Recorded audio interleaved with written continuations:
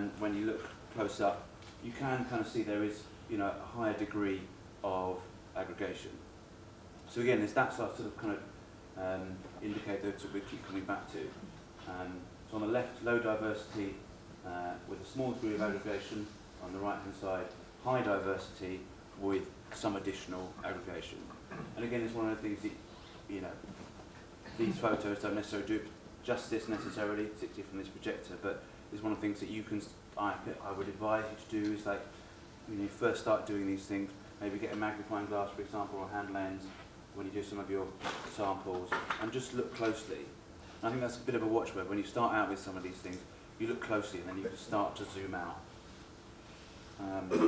Another example of this at play is on the left. So this is grass, so soil top left from a grass tree strip, and on the right from actually under the trees.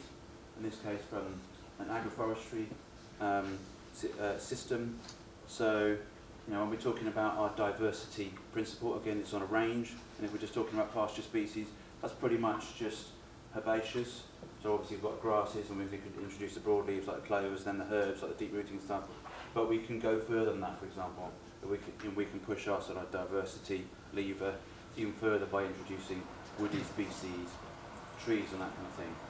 And one of the sort of rationale behind that is that we know that grasses associate pretty closely with arbuscular mycorrhizal fungi, for example, but they don't associate closely with endomycorrhizal fungi. So by having both the trees and the grasses present, then you have the ability to support both of those populations. Yeah? And one of the sort of take-home messages with diversity is, more diversity above ground means more diversity below ground. More diversity below ground means a more balanced diet, basically, for your plants. And we can sort of take that one stage further as well, and actually look at, look beyond genetic diversity into structural diversity. And actually, the way that we pattern our farms, for example, can also bring the sort of diversity tool to bear, or the diversity lever to bear. Typically, these kind of sort of hedges and that kind of things will have a sort of, an effect, a sort of localized effect, where the grass meets the trees, for example. They have a little bit of a sort of hedge effect there. But if there's just hedges around the field, then that's a sort of peripheral effect. Whereas what we could be looking at is a sort of integral effect, if you like. But either way, it's another tool that's available to us. Okay, so when we're looking at a lot of those soil health principles, there's a lot of examples from cropping systems and horticulture and arable and that kind of thing. So we're under grass, so we're all good, yeah?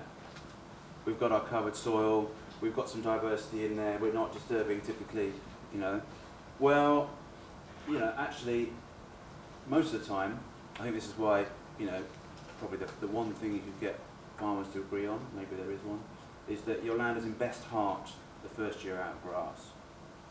Yeah? Obviously there's some caveats with that, what you're following with, but in terms of fertility.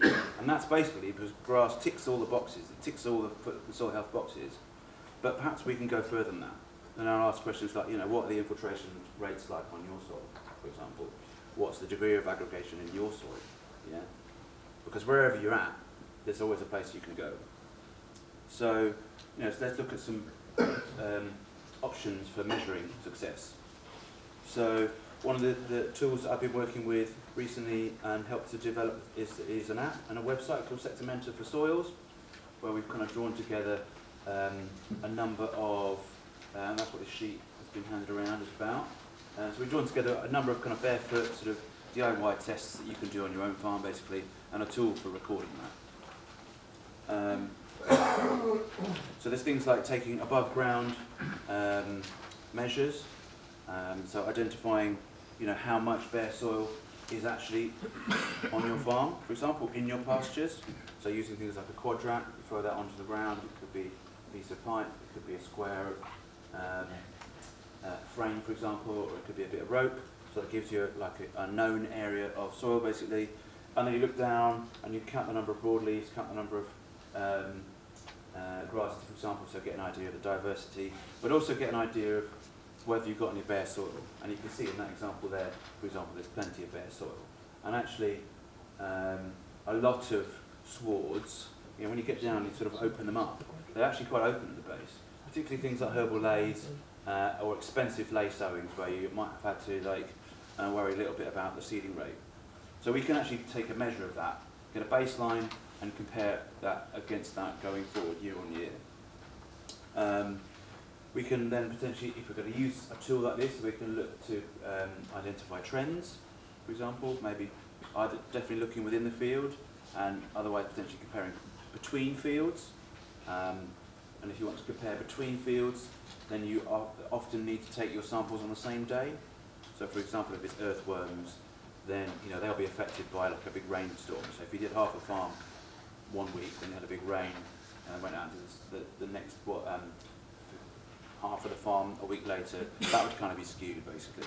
So, but we have the ability to look at trends and to make decisions.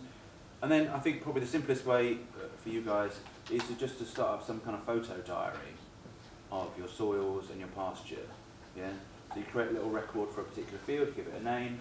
You can go into the field, do some spade tests, take some photographs of those soils in the field, take some photographs of the above ground as well. And that gives a timestamp to that, and you have a sort of permanent record of which you can then go back to. And it's those kind of observations that I was talking about. So, you know, is it well aggregated? Is it very blocky? Sort of, you know, where does the blocky state layer start? Is there a difference in hydration? So, for example, this soil here, you know, the top layer is actually well hydrated. Again, it's just sort of winter time, but the lower layer, from about sort of 2 to 3 inches down, is bone dry. Yeah. So you can see there's an infiltration issue there, for example. And water that's falling on that field has basically been shed sideways, and it's going to end up in those lower fields where it's going to create waterlogging. Yeah. Whereas we want to be retaining that rainfall on its upper slopes, if you like. And then obviously by using a tool like this, then you can, you know, share those photographs, share that information with third parties. It might be a business partner, it might be an advisor, for example, and you can get feedback. So, I'd like you to now turn over to the other side of your sheets, because ultimately... Are there any more of those sheets? Or is yes, there are. There's another 2 here. Yeah, I did. Oh. Great. So, you know, what's our primary route to soil health? Ultimately, it's pasture management. Really, at the end of the day, that's where the real wins are to be had. So, again, you know, offering these kind of list of different kind of pithy suggestions as a set of options, basically, a set of levers that you can utilise to reach your objectives. Yeah.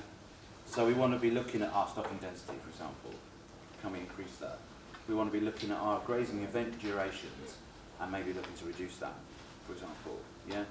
And then increasing our rest periods. Yeah. So that like our grasses are allowed to fully regrow and re-establish before they're rebitten, just like Rob was saying. Then we can look at utilisation rates, trampling, etc. So each of these options should be looked at as a bit of a lever or as a dial, if you like. And we want to have the option to be able to push them all up. We want to be able to go into 5th gear when we need to, basically, and not be hampered or sort of hamstrung by our systems and our setup. But here's a good example of 3 different grazing management practices, again demonstrated side by side using the rainfall simulator. And the hydrological cycle and interaction with rainwater is one of your primary proxy measures for soil health. But on the left-hand side, we've got continuous grazing. As you can see, the runoff tub is totally full of brown liquid, even though it's under grass. We're like, oh, grass is fine, but not all grass is created equal, or we don't create our grass equal, basically, by how we manage it. So in the middle, we've got standard rotational grazing, and on the right, we've got pasture with longer recovery period. So we might give that the heading sort of multi-paddock grazing, for example. But we can see quite a significant difference in the way they're interacting with the rainfall. So on the left-hand side, we're losing nutrients and we're losing soil. On the right-hand side, we're building, basically. So here's an example from the UK uplands. So here's an example of continuous grazing and using the infiltration rate test in this case. So it's just a simple tube, in this case a 3-inch one, but a 6-inch one is better. In this case a thin-walled stainless steel tube that's chamfered a little bit to help it to drive it to about 3 inches in, and then pour a known amount of water in this case an inch.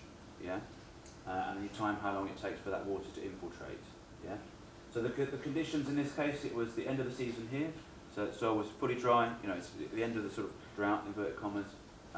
So in those times, the water infiltration rates should be as high as they're going to be, because you're not having to displace water that is already present in the soil. And yet it took about 45 minutes to infiltrate 1 inch of water. Yeah. And actually even more concerning, when you take out the little core, because you can sort of lift out the core, the tube, and push out the core of soil that's inside it, and then cut that in half and look what the sort of how well hydrated it is throughout. And actually, it's not that easy to see, but inside it was dry, basically. So the majority of the water that infiltrated found its way down the outside of the column, basically, which is one of the shortcomings of this technique. But it shows you that actually the infiltration rate would be much lower than 1 inch in 45 minutes. So imagine what it's like when we actually get a proper rain, you know, like Storm Desmond comes along and distributes and deposits 6 inches of rain in 24 hours in the uplands. It's no wonder all of that is, you know, ending up in the River Parrett, for example, with a bunch of silt as well, because our uplands basically are not absorbent.